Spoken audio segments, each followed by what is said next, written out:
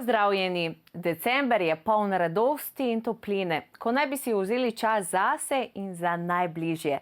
Se z njimi v miru poveselili in se spominjali lepih trenutkov leta, ki se izteka. Ja, prišli smo do konca in že čez 3 dni bomo v novem letu.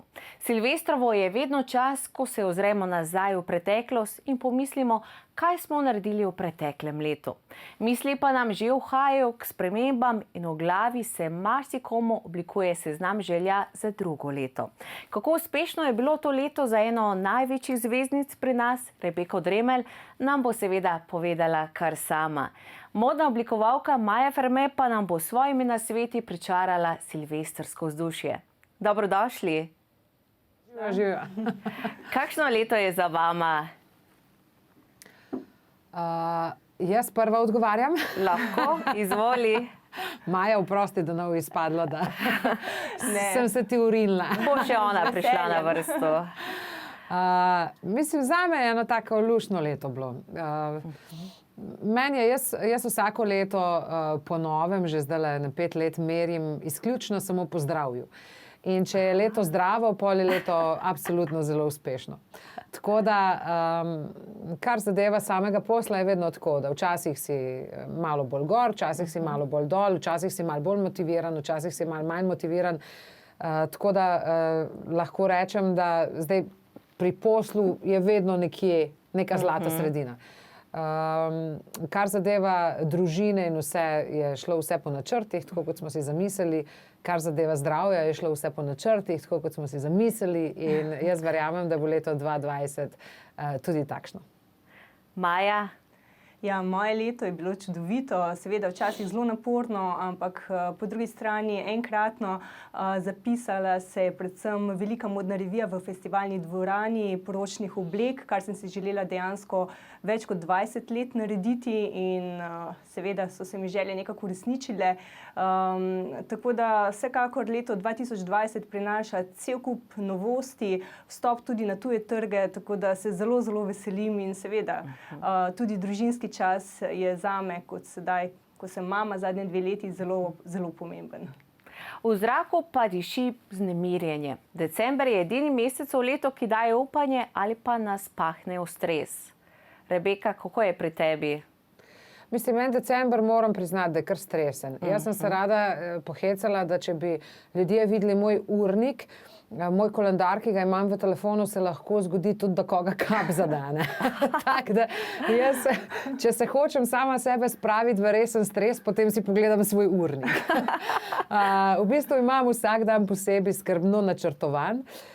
Enostavno si pač ne morem privoščiti nekih posebnih spodrsljajev skozi dan, zaradi tega, ali pa nekega zabušavanja skozi dan, ker če si to privoščim, to potem pomeni, da mi gre vse naprej narobe. Mi glasbeniki oziroma pač pevci, nastopači, kakorkoli, imamo decembra nasploh zelo veliko dela. Poleg tega je pa tako kot za vse ostale smrtnike, december že tako sam po sebi pester mesec. Tako da mi imamo pestro kar na kvadratno. Maja, v tem mesecu se poglobimo tudi v dogodke, dosežke, padce, trenutke, v medsebojne odnose in še kaj. Ja, res je. Nekako naredimo kar eno takšno celoletno bilanco na vseh področjih. Sama to redno počnem in sicer za svojo knjigo Make Things Happen, v katero si že vnaprej načrtujem svoje želje in zastavljene cilje, ki jih seveda na koncu tudi skušam uresničiti. Seveda ta knjiga je na voljo tudi vsem ostalim, kar sem zelo vesela, ko vidim potem, kako tudi drugi uresničujejo svoje želje in so zadovoljni za svojimi življenji. Seveda pa ni vedno vse tako lepo, tako da med drugim smo imeli pri nas tudi smrt v družini, kar bo en velik manko v tem decembrskem času za vse nas in mogoče en tak mal grenek priokus. Glede na to, da smo bili za Božič vedno skupaj kot družina. Seveda pa se potem bolj poglobiš v posel, v delo in ti to nekako pomaga v žalosti in ti da nekako novih kril za naprej. Ja, delo vedno pomaga, ne? Ja. Rebeka, ti pa si pred kratkim priznala, da ti je nekdo nekoč zares spljunil obraz. Poleg tega pa si po dolgih letih svoje uspešne glasbene kariere še vedno zgrožena nad tem, koliko si dajo ljudje opraviti s tvojim življenjem. Verjetno je bil zdaj napačno malo formuliran tale stavek, da sem po dolgem času priznala, da mi je nekdo pljunil v obraz. Verjetno so me za jezik potegnili. Pa sem pač povedala, da se je to zgodilo. Se veš, mediji. Meni se zdi, da v medijskem svetu je pač vse možno. Tako da jaz sem se že vsega živega navadila, jaz sem v samih medijih že več kot 20 let. In jaz v bistvu se mi zdi, da skoraj ni več stvari, ki bi me lahko presenetila. Res se je zgodilo že zelo, zelo dolgo časa nazaj v Celju, ker sem bila pri svoji takratni frizerki. Je pač en fant prišel do mene, me prosil za podpis, za avtogram, in ko sem se mu podpisala na roko, mi je istočasno potem tudi pljunil v obraz, direkt v obraz. In jaz in frizerka sva bili v takem šoku, da meni je danes to smešno, takrat seveda sem bila zgrožena, sva bili vse v takem šoku, da niti za njim nisem mogla steči, ker se mi zdi, da so se mi noge kar odsekale. Jaz nisem mogla verjeti, da je to sploh možno, da takšen človek obstaja. Ampak seveda je možno. Tako da me znova in znova me ljudje seveda presenečajo, ampak poleg tega je pa, jaz vedno tako pravim, tisti angleški rek, ki pravijo there's no business like show business, se pravi, ni ga posla kot je show business, ta še kako velja. Ampak kljub temu, da je zelo velikokrat težko, je pa večkrat lepo. Tako da jaz svoje službe ne bi menjala za noben denar na tem svetu, za nič. Zaradi tega, ker to, da delaš dejansko tisto, kar te res veseli in si za to še plačan, jaz mislim, da je danes to takšen privilegij in takšen luksus, da smo lahko samo hvaležni. Pa kljub tu in tam kakšnemu pljunku v obraz. Ja, no, nekateri ti tudi veliko zavidajo, naprimer razkošne počitnice na Maldivih. Ob tem si povedala, z možem nama denar ne pada z neba, zelo garava skozi leto za vsak cent, zato se nama zdi pomembno, da ga zapraviva dobro in kvalitetno. Absolutno, jaz se s tem strinjam. Jaz mislim, da tisti, kateri me spremljajo, pa kateri poznajo moje življenje, vejo, da jaz veljam kar tako za enega takega deloholika, oziroma predvsem za skušam biti maksimalno profesionalna v svojem poslu in pa skušam pač res veliko stvari narediti. No. Tako se mi zdi, da dejansko nimam nobene slabe vesti, če si tu in tam lahko privoščim kakšne bolj luksuzne počitnice.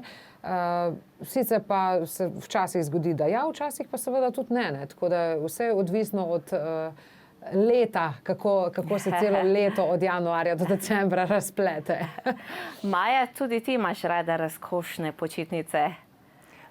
Razkošno, jaz bom tako rekla, da predvsem rada potujem. Tako že prej, preden sem imela družino, sem zelo veliko potovala in tudi sedaj, ko imam družino, skušam čim več potovati, ker to so doživetja, ki jih ne more zamenjati nobena druga stvar. In recimo, glede na to, da je zdaj ta božično prednovoletni čas, mi si namesto nekih klasičnih daril podarjamo tudi potovanja. In letos, ko smo vprašali tudi mojo deklico Parisno, kaj pa bi si želela, da ti prinesejo 3 dobri možje, in je rekla, da želi iti na morje. Tako da bomo šli po novem letu spet nekam na toplo. Ampak danes vsakdo, ki si želi seveda potovati, lahko potuje ali z nahrbtnikom, ali tako ali drugače. Tako da danes je to res ena taka privoščljiva stvar, skoraj da že za vsakogar. Odvisno, kako se znajdeš. Seveda pa tako, kakor je že Rebeka rekla, mi, ki smo v svetu show biznisa, tudi moda je del show biznisa, res za vsak evro zelo, zelo garamo in znamo potem tudi to zelo dobro izkoristiti in skušamo seveda maksimalno potem uživati tiste proste trenutke, ki jih imamo. Ker resnično smo zelo, zelo zasedeni in zelo veliko delamo, garamo. Mislim, vse konec koncev gara dejansko vsak sleherni človek, ki pač hodi v službo, 8-urno službo ali pa 10-urno ali pa ne vem, nekateri delajo 3-turnuse. Tako da jaz mislim, da vsi, ki pač služimo denar, garamo, slej ali prej pridemo do nekega garaštva. Ampak dejstvo je to, ne, da ljudje recimo pozabljajo, da mi, ki smo v show biznisu, mi nimamo bolniške, mi nimamo dopusta, mi nimamo božičnice, mi nimamo regresa, mi nimamo pač nič od tega. Ne. To je ena taka stvar, ali pa tisti, ki smo pač SP-ji ali pa kakorkoli. Tako da to je ena taka stvar, ki jo ljudje radi pozabljajo. Ne. Mi dejansko zato, da lahko hodimo v službo, moramo vlagati zelo, zelo veliko denarja, zato da sploh lahko hodimo v službo. Ne. Jaz, da lahko odpojem eno pesem in da ta pesem pride recimo do ljudi, mene to zelo, zelo veliko denarja stane. In jaz potem, da dobim ta denar noter, da sem na čisti nuli, moram zelo veliko delati, kaj šele potem, da sem v plusu. Ne. Tako da vse to, ko ljudje spremljajo po socialnih omrežjih ali pa recimo po časopisih ali pa po televiziji, vse to zgleda fantastično, in sploh lepo. Ne. Ampak temu ni čist tako. Tako da nekaj je, kar zgleda navzven, nekaj pa je, kar je v bistvu realnost. Ne. Tako da zato se mi zdi, da obe z Majo tako radi zdaj ta trenutek poudarjava to, da si prigarava ta denar. Ker jaz recimo sama pri sebi vem, da si ga. No, ti si letos tudi ganila Slovenijo. S pesmijo Še verjamem si med zveste poslušalce delila močno sporočilo, s katerim si se dotaknila mnogih. V videospotu pa si se pokazala brez ličil in svojo potezo navdušila mnoge. Veš kaj, meni se zdi zelo pomembno, jaz sploh se mi zdi po preboleni bolezni, sem začela na življenje gledati popolnoma drugače, kot sem gledala pač prej. In takrat, ko sem jaz javno spregovorila o tem, da sem pač zbolela za rakom, sem bila deležna toliko neverjetno veliko hval in zahval. In takrat sem jaz šele se začela zavedati, da dejansko imam neko moč v slovenskem medijskem prostoru. In se mi zdi zelo pomembno, da to moč izkoristim v prid vsem nam. Da če lahko nekaj glasno povem in je pač to slišano malo bolj, kot če se nekdo drug leta in leta trudi, da bo glasno povedal, se mi zdi prav, da jaz to izkoristim. No? In zato sem se recimo tudi odločila in za takšen videospot Še verjamem v sanje, ker igrajo res trije čudoviti ljudje. To je Darko Đurić, recimo, ki je plavalec brez roke in brez obeh nog. In on je dobil celo olimpijsko medaljo. Jaz ne vem, če lahko sploh obstaja še kaj bolj motivacijskega na tem svetu, kot da človek, ki ima izključno samo eno roko, dobi olimpijsko medaljo v plavanju. In danes, ko smo v času, ko ljudje, predvsem otroci, strmijo vsi k tej neki nerealni popolnosti, če nisi zdaj urejen, če nimaš ne vem, umetnih trpalnic, če nimaš umetnih las konec koncev, če ne izgledaš kot Kim Kardashian, potem nič ne veljaš. Jaz to hočem otrokom, predvsem, ker imam tudi sama otroke doma, jim želim povedati, da temu ni res tako. Da tudi, če te je življenje še kako v štartu ob rojstvu udarilo po glavi, če imaš ti srce na pravem mestu in pa če imaš ob sebi ljudi, ki bojo verjeli vate, da se da tudi z eno roko doseči olimpijsko medaljo v plavanju. In to je tisto, kar se mi zdi res pomembno, da taka sporočila širimo naprej glasno in jasno. Res lepo. In ko smo že pri medijih, v medijih še vedno odmeva razsodba zagrebškega sodišča, da bo Severinin sin živel pri očetu. Kaj menite o Severininem primeru? Maja? Moram priznati, da tega primera niti ne spremljam. Ne vem, koliko po medijih, ker enostavno pač nimam toliko časa, ampak sama sem vsekakor mnenja, ker tudi z možem tako vzgajava svoje pari snova, da sva enako udeležena pri vzgoji. In tako mama kot oče, vkolikor seveda želimo, da nek otrok zraste v neko zdravo bitje, se pravi, da se oba dva enakomerno udejstvujeta v vzgoji. Nekdanji Severinin partner je že pred časom dosegel, da pevka ne sme več objavljati fotografij sina na družbenih omrežjih, česar pa sama ne razume. V nedavnem intervjuju je dejala: Messi objavlja fotografije svojih otrok na Instagramu, tudi Luka Modrić. Meni pa je sodišče prepovedalo objavo fotografij na Instagramu s sinom, ki se smehlja. Rebeka, ti ti svojih hčerk ne objavljaš na družbenih omrežjih? Oziroma, če jih zakriješ? Ravno v zadnjem času je bila sicer malce polemika okrog tega in sicer, ker sem jaz v eni oddaji rekla, da seveda ne objavljam svojih otrok, ampak to je izključno moje in moževo mnenje. In potem so uspeli določeni novinarji iz muhe narediti slona in so jasno in glasno pisali na naslovnice časopisov, da Rebeka ostro obsoja vse svoje kolegice, ki objavljajo otroke. In to ni res. To je živa laž in sem vesela, da si načela to temo, da lahko povem pač tako, kot je. Jaz sem se odločila, da bom svojim otrokom dala možnost izbire. Zakaj? Predvsem zaradi tega, ker se zavedam, kako krut zna biti slovenski medijski svet. Recimo primer, ampak ali nasploh medijski svet. Primer, jaz sem zadnjič objavila eno fotografijo na Instagramu, kako inhaliram, ker sem bolana, pač prehlajena. In na naslovnici časopisa je pisalo šokantno, Rebeka diha s pomočjo aparata. Mislim, kako bizarno je to. Meni je celo ena gospa, ki ima isto težave z ščitnico, kot sem jih imela jaz, takrat pisala na Facebook, da prosi, če jaz lahko povem, kaj je to za en aparat, da ona tudi ima strašanske težave z dihanjem in tako naprej. To gre izključno za zavajanje ljudi. In recimo, mene take stvari, kljub temu, da sem toliko in toliko let že v show biznisu in da smo si na jasnem, jaz sem se sama odločila, da želim biti v show biznisu in sama nosim posledice tega show biznisa. Mene to še vedno tako zelo moti včasih in tako zelo prizadenejo take napumpane zgodbe, da jih ne znam povedati. In jaz želim svoje hčerke od tega obvarovati. Jaz ne želim, da bo moja hči šla ali pa katerakoli od njih šla na počitnice z dedkom in babico in bodo vsi vedeli, da sta to hčerki Rebeke Dremelj.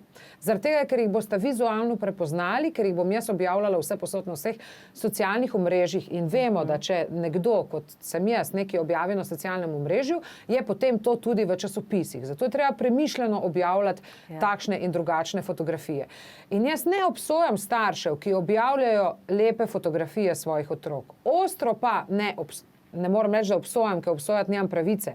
Ampak sem pa absolutno proti temu, kar se je začelo zadnje časa dogajati, da določene medijske mame objavijo pa popolnoma vse od svojih otrok. Še ko gre otrok na kahlico lulat in kakat. Ker ti ne veš, kaj bo iz tega otroka nekega dne nastalo. Mogoče bo ta otrok nekega dne politik, predsednik, karkoli. In jaz vem, kako medijski svet funkcionira. Prva stvar, ki jo bojo novinarji naredili, bojo potegnili zgodbo od njega, kako je na kahlici kakal. In jaz mislim, da jaz tega svojim otrokom nočem privoščiti. Lahko, da bosta oni dve želeli biti v medijskem svetu. Ampak takrat bosta toliko že odrasli, da jima bom, če druga ne, tudi jaz lahko rekla, ja, ljubce, same ste se odločile. Vidve niste v medijskem svetu zaradi tega, ker se je mama odločila namesto vaju. In meni se zdi prav, da jaz svojim otrokom dam možnost odločitve. Ampak to je izključno moje mnenje, ki je daleč od tega lahko, da ni pravilno. Ampak je moje in zame je to eno in edino, ki je pravilno. Po oglasih pa sledijo napotki za uspešno novo leto.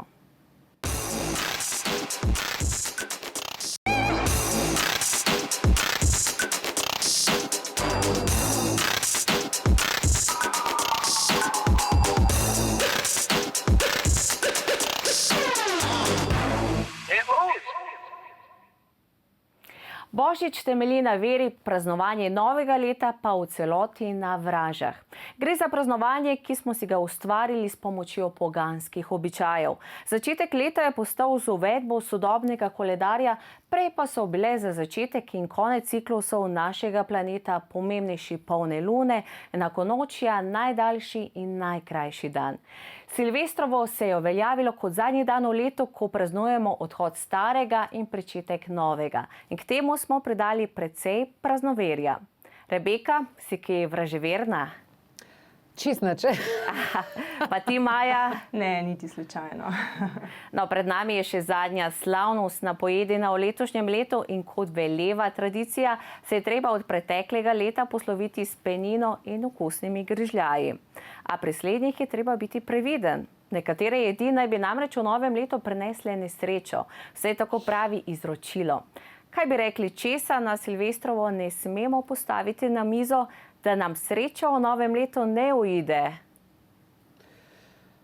Ne vem, sicer tle zdaj kažeš jastoge, pa škampe, pa školjke, Ja. ki jih imam jaz zelo rada. Tako da, ne vem. Mi smo letos praznujemo pri enih naših prijateljih in ta prijateljica je rekla, da naj se nič ne ukvarjamo, da bo ona pripravila silvestrsko večerjo. Jaz njej popolnoma zaupam. Jaz vem, da karkoli bo pripravila z dobrimi nameni za prihajajoče leto in se res nič ne sekiram. Tudi če vraža drugač pravi.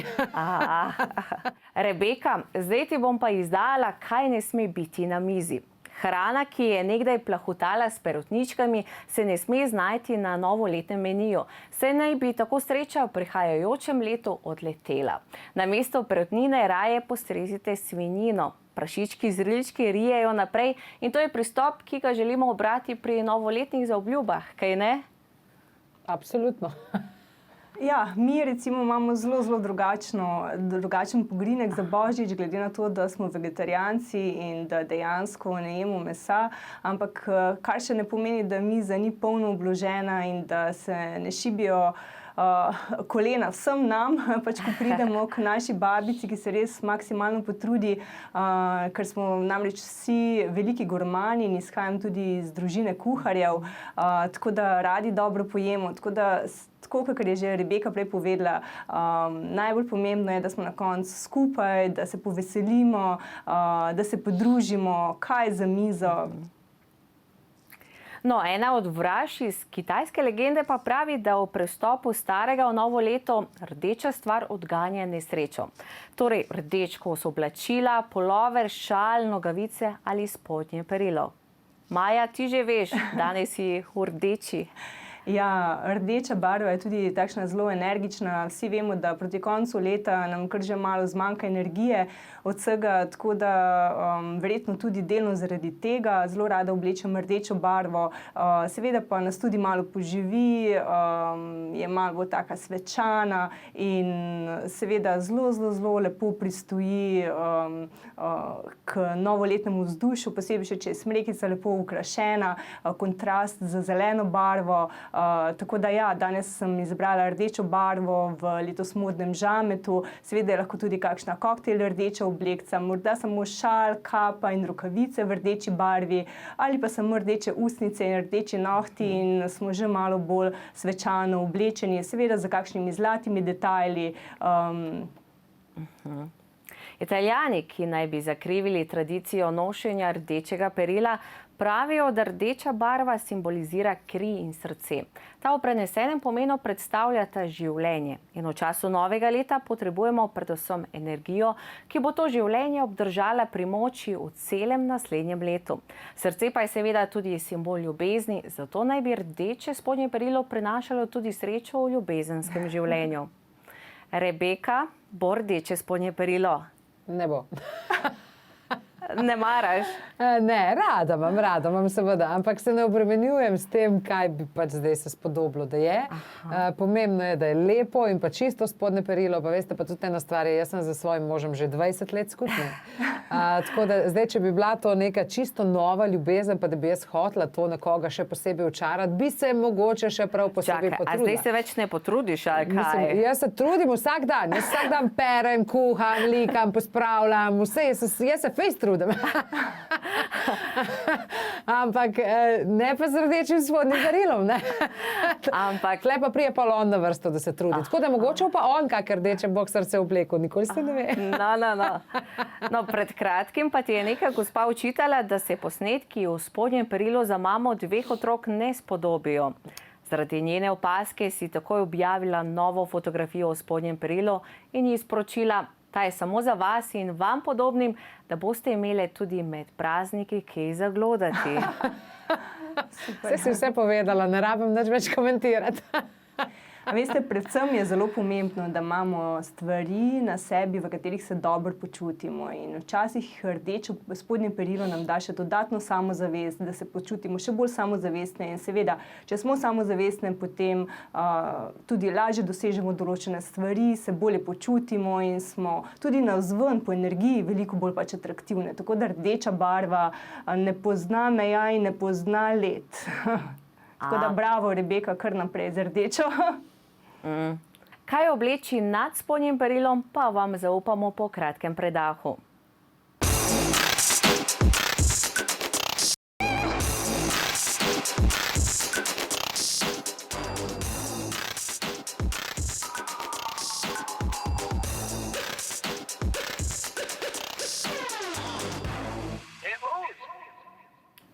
Najlepša, najdaljša, najbolj bleščeča. Zadnja noč v letu je veličasten dogodek, na katerega se večina posebej pripravi.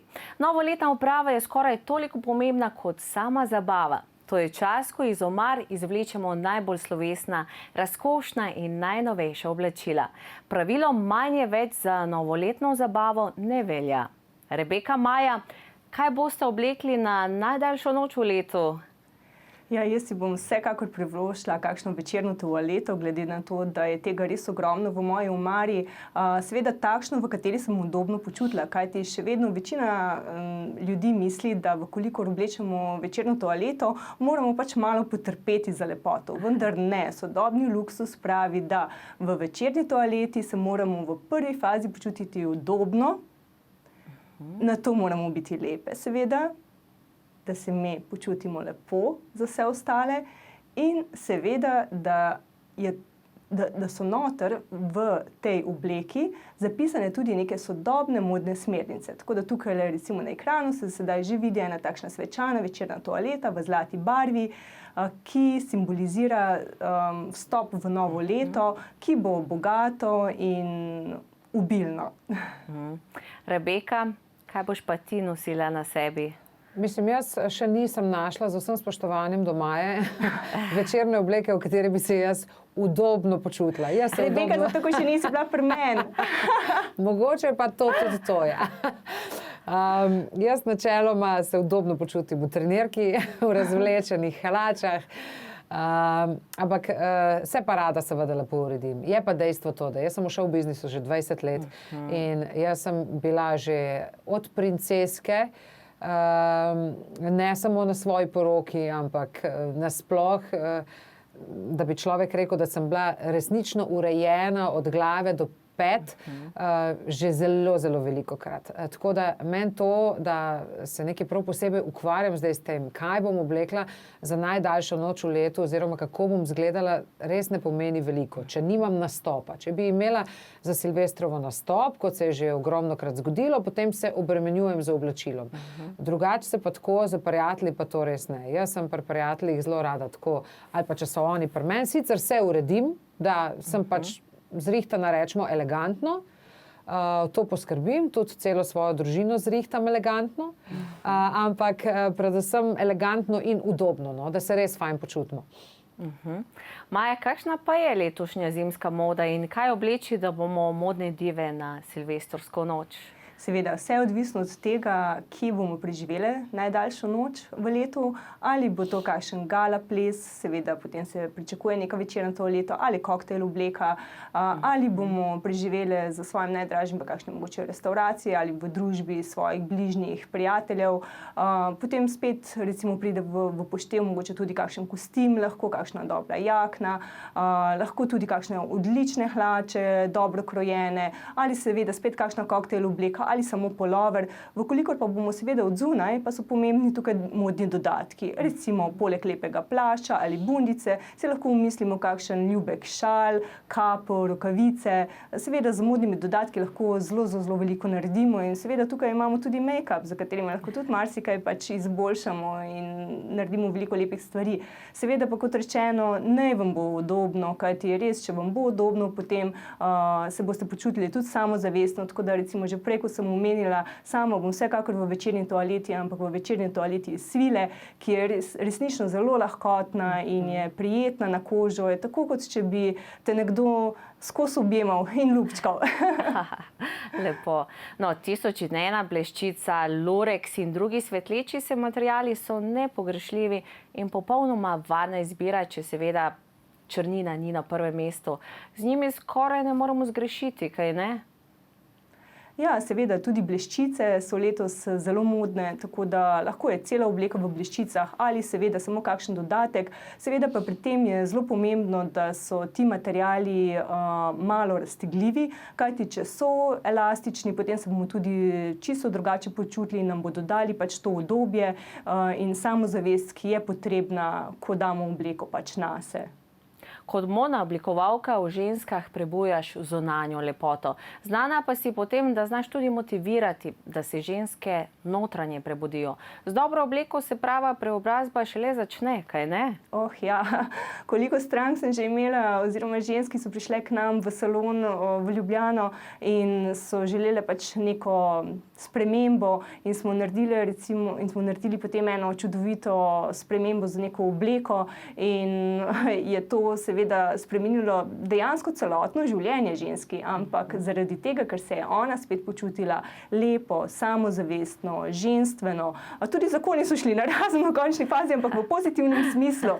Tako da ženska včasih malo pozabi nase in s tem, ko se spet primerno obleče, spet vzbudi potem to ženstvenost v sebi in pokaže, pač, kdo je, kako se počuti, da je lepa, da izžareva eno tako čudovito energijo, ki jo na koncu vsi opazijo okoli nje. To je dejansko pač poanta obleke, ampak seveda mora biti prava obleka za pravega človeka. Zato tudi pri nas v salonu dejansko delamo obleke po meri. Čeprav imamo v salonu seveda veliko izbiro različnih oblačil, tako da lahko stranka tudi pride takoj po meri in odnese obleko, ampak dejansko naša poanta je, da naredimo za določeno postavo, za določen karakter, za določen dogodek obleko po meri. Kajti le tako se bo ženska počutila popolno in tako, kot sem že prej rekla, ko sem rekla, Rebeka, ja, vljudno vabljena tudi k nam v salon, da se bo počutila seveda tudi udobno, ker to je ta sodobni luksus, ki ga želim nekako predati naprej tudi mlajši generaciji, ki se tega že veliko bolj zaveda, da so lahko elegantno oblečeni, da so lahko svečano oblečeni, ampak še vedno udobni in da jim ni potrebno trpeti v visokih petah, ki so neudobne, da obstajajo tudi visoke pete, ki so udobne. Rebeka, kdaj pa se ti počutiš najbolj popolno? Mislim, to je tako zelo odvisno od trenutka, ki... Jaz načeloma se fajn počutim v svoji koži in to mislim, da je najpomembnejše. Tako da jaz se lahko včasih popolno počutim zjutraj, včasih se pa zjutraj počutim katastrofalno, ne? Pa sem ista recimo, ampak je vse odvisno od trenutka, kako sem se zjutraj vstala, kako je potekalo naše jutro z 2 malimi otroki in tako naprej. Tako da tudi otroci mi včasih uspejo pripeljati do tega, da se cel dan ne počutim čisto nič fajn, ne? Da smo si na jasnem. Se pa mesece in mesece potem pa počutim fajn. Tako da ne moram zdaj reči, da rabim večerno toaleto ali pa da rabim eno prav posebno obleko, da se počutim popolno. Recimo, se zgodi tudi, da v kakšni taki fajn trenirki s kakimi fajnimi teniskimi, pa s fajn spetim čopom, pa malo, glih tukaj, da je malo make-upa, se recimo počutim včasih lepšo in boljšo, kot se počutim v ne vem kakšni večerni toaleti, pa me frizer frizuro naredi, pa profesionalna maskerka naredi make-up, recimo, pa se včasih tam boljš počutim kot tle. Tako da, se pravim, jaz sem v svoji karieri res že vse živo sprobala, kar zadeva oblačilne in sem se v vseh določenih momentih že in fajn počutila in slabo počutila. No? Tako da ne morem izbrati samo enega momenta. Meni je recimo najlepše zjutraj, ko se zbudim, zadnjič se je to zgodilo in je moja parisnova prišla do mene, ne vem, kaj je bilo, ampak je rekla, mami, ti si ko bombonček. Cel dan mi je polepšala. Tako da to so taki trenutki. Taki komplimenti vedno pridejo prav, a ne? Ali od otroka, ali od moža, ali od prijateljice, ali od kogarkoli. Rebeka, kakšen kompliment pa si ti dobila, da ti je res segel v srce? Mislim, najbolj v srce mi absolutno sežejo komplimenti mojih hčerk. Tako da takšen kompliment tudi moj mož ne more prekositi. Nikakor, ne glede na to, koliko se trudi. Ne. Ker veš, da kad ti otrok reče, mami, ti si tako lepa, ali pa mami, tako lepo si se zrihtala danes, ali pa mami, jaz te imam tako rada, ali pa ti si najboljša mami na svetu. To je pač tisto, kar dejansko hočeš slišati in za kar se mi zdi, da ne da živiš, ampak vse to, kar delaš, ker vse mame vemo, da materinstvo zna biti zelo, zelo naporno, ne, ti je poplačeno v trenutku za eno tako lepo besedo. Tako da to so tisti komplimenti, ki res štejejo. Vsi ostali komplimenti pa že nisi več tako 100% ali so resnični ali so pa pač malo za lase privlečeni. Ne. Sicer jaz imam en kup enih prijateljev, prijateljic, ki si radi med sabo delimo določene komplimente in je lepo, če se pohvališ in tudi jaz sem vzgojena na način, da in tudi svojih hčerki vzgajam na način, da če je nekaj lepega, daj pohvali, ker tudi ti rada slišiš pohvalo in se mi zdi pomembno, da se znamo pohvaliti. Ampak včasih pa tudi sami vemo, da so komplimenti zgolj zato, da so komplimenti. Ne? Tako da zdaj se mi zdi, da pri teh letih že znamo to tudi sami oceniti, kaj je res in kaj ni res. Tako da najlepši komplimenti, kompliment od otrok. Vsekakor. Ob vseh lepih besedah pa zagotovo ne bo šlo brez silvestrskega poljuba. Alfi Nipič je leta 1971 posnel pesem Silvestrski poljub, ki je postala zimzelena uspešnica in del obveznega repertoarja vsakega praznovanja novega leta. Rebeka, tudi pri tebi? Absolutno. Jaz mislim, da bo še zelo, zelo dolgo časa trajalo, da bo kakšen glasbenik naredil pesem, ki bo prekašalo Alfijev silvestrski poljub.